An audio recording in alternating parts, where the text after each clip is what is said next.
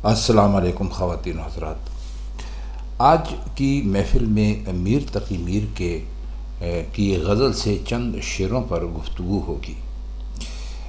ہمارے سامنے اس کے 3 اشعار ہیں۔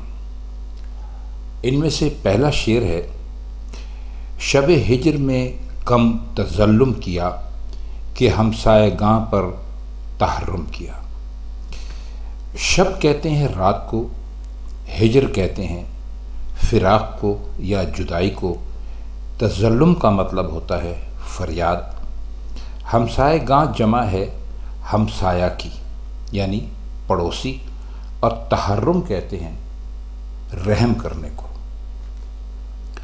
تو اس شعر میں ایک طرح سے خود ہی اپنے آپ سے مخاطب ہیں اور یہ کہتے ہیں کہ میں نے جو شب ہجر تھی، یعنی جو تنہائی کی رات تھی، فراق کی رات تھی، جدائی کی رات تھی، یعنی محبوب سے دوری کی جو رات تھی، اس میں نے کم فریاد کی۔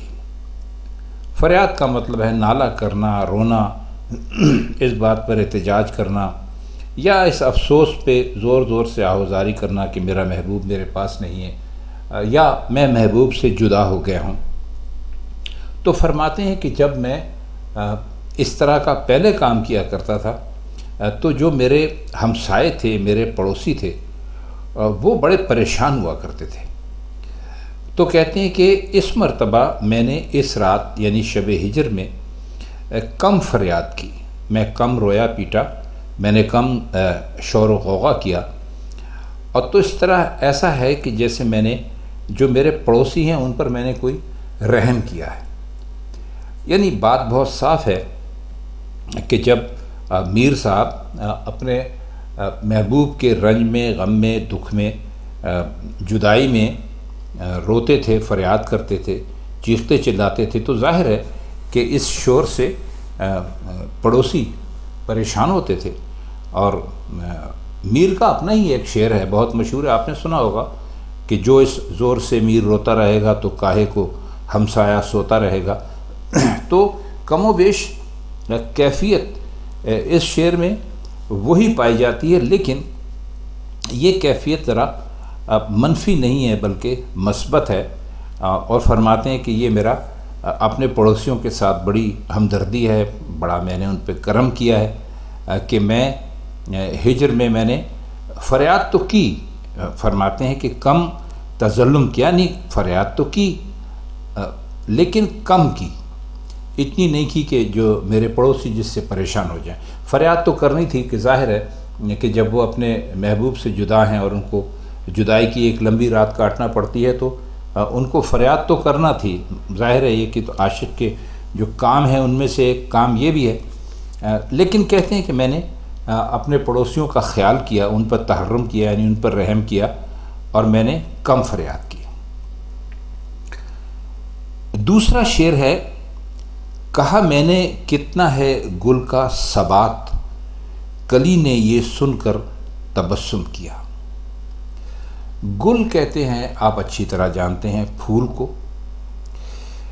ثبات کہتے ہیں قائم رہنے کو، یعنی کوئی چیز قائم رہے اس کو کہتے ہیں ثبات۔ تبسم کہتے ہیں مسکرانے کو۔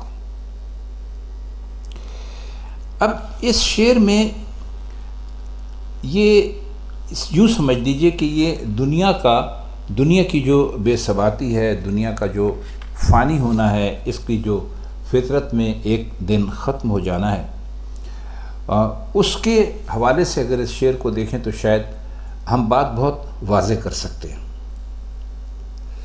فرماتے یہ ہیں کہ میں نے ایک کلی کے سامنے چمن میں یہ کہا کہ بھائی جب تم کھل کر گل بن جاؤ گی، پھول بن جاؤ گی تو تم کتنا عرصہ برقرار رہو گی۔ تو کلی نے یہ سن کر تبسم کیا۔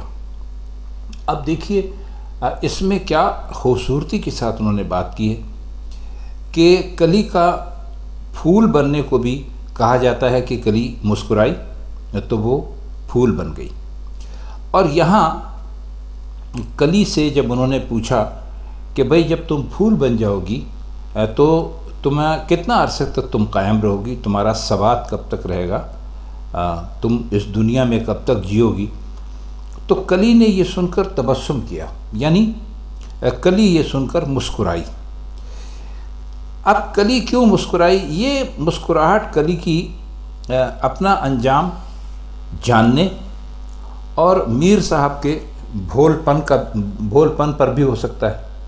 یعنی کلی کو تو پتہ تھا کہ بھئی میں کھلوں گی اور میں پھول بن جاؤں گی، اور آپ جانتے ہیں کہ جب کلی پھول بن جاتی ہے تو اس میں کوئی شبہ نہیں کہ وہ پھول 1 2 4 دن تو بہت خوبصورت رہتا ہے، چمن کی زیب و زینت بڑھاتا ہے، اسے دیکھ کر سب خوش ہوتے ہیں اور کہتے ہیں کہ بھئی کیا حسین پھول کھلا ہوا ہے، لیکن پھر وقت کے ساتھ ساتھ وہ پھول جو ہے وہ مرجھانے لگتا ہے، اس کی پنکھڑیاں سوکھ جاتی ہیں، مڑ جاتی ہیں، اور پھر ایک وقت یہ آتا ہے کہ وہ جھڑ جاتی ہیں اور پھول کا نام و نشان تک نہیں رہتا۔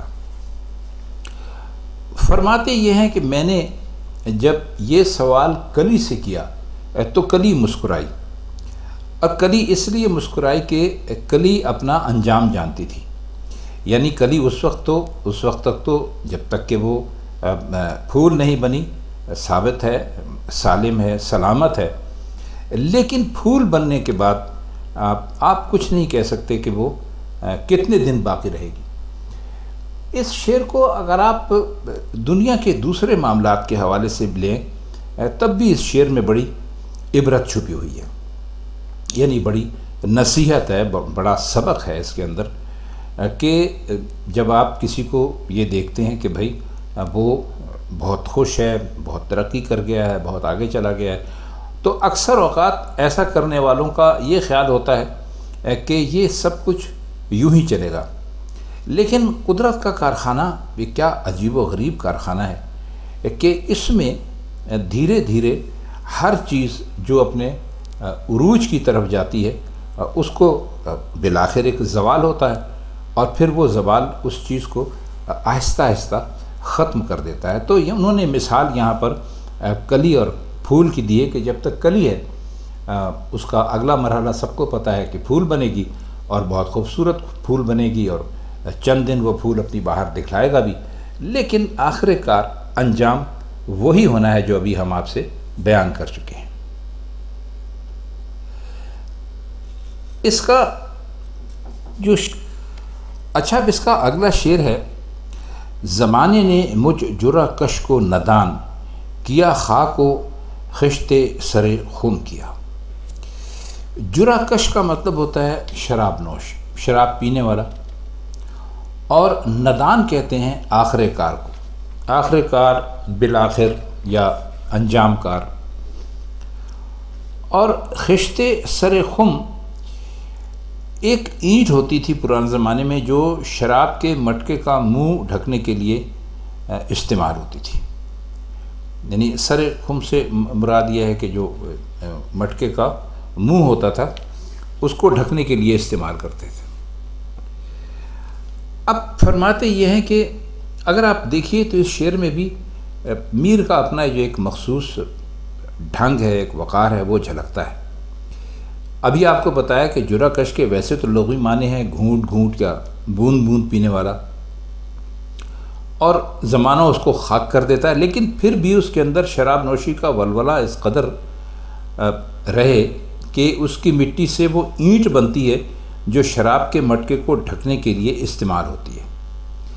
اب خاک اور خشت اور خم کی جو انہوں نے بیان کیا وہ بھی توجہ آپ کی چاہتا ہے کہ خاک ہونے پر کوئی غم نہیں ہے، بلکہ ایک طرح کی ہٹ دھرمی ہے، ایک طرح کا غرور ہے، اور شعر میں طنز کا پہلو بھی ہے کہ جب تک میں زندہ رہا صرف بوند بوند شراب ملتی رہی، لیکن جب میں خاک ہو گیا تو مجھے خم کے سر پر بٹھا دیا۔ اب اس میں ایک نقطہ یہ ہے کہ خشت جو اینٹ جو ہوتی ہے وہ چونکہ خم کو ڈھکنے کا کام کرتی ہے، اس لیے شراب سے مجھے اتنی محبت ہے کہ مرنے کے بعد بھی میں خم کو ڈھانک رہا ہوں تاکہ شراب ضائع نہ ہو۔